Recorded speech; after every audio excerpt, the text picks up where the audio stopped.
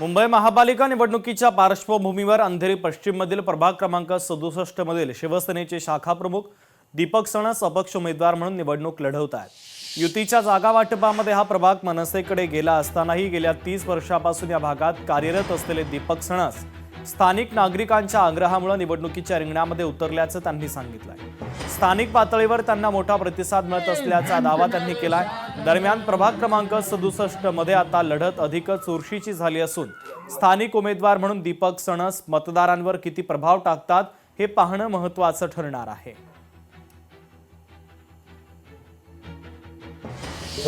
स्थानिक नागरिकांचं खूप चांगला प्रतिसाद आहे, आशीर्वाद देत आहेत की खरोखरच चांगला निर्णय घेतला आणि या विभागामध्ये आम्हाला स्थानिक उमेदवार पाहिजे होता, तर स्थानिक उमेदवार तुमच्या रूपातून मिळाले आहेत। आमची सर्व मदत सहकार्य तुमच्या पाठीशी असणार। नागरिकांना माहिती आहे ना की नगरसेवक नगरचा विकास करणारा नगरसेवक असावा, पण नगरसेवक हा स्थानिक असावा। बाहेरच्या वॉर्ड मधले दोन्ही उमेदवार आहेत, तर बाहेर जाऊ शकत नाही। लोक आज वयोवृद्ध आहेत, लहान मुलं आहेत, महिला आहेत।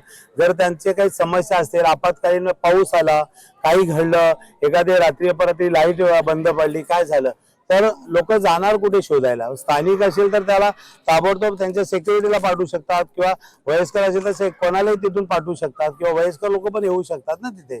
जे काही कामं रखडतात आणि अर्धवट सोडून जातात, महानगरपालिकाचे असू दे किंवा बिल्डर्स असू दे किंवा कोणत्याही गोष्टी त्या रस्त्यामध्ये तसंच सोडलेल्या असतात। मोठमोठे टावर झालेले आहेत, पाण्याचे कनेक्शन आहे, परंतु प्रेशर नाहीये।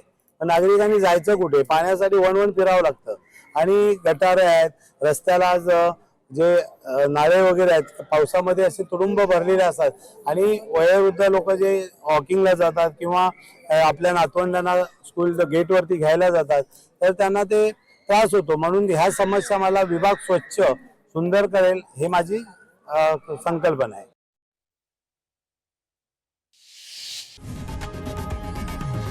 लोकशाही मराठी ऐका, पहा, जागरूक रहा।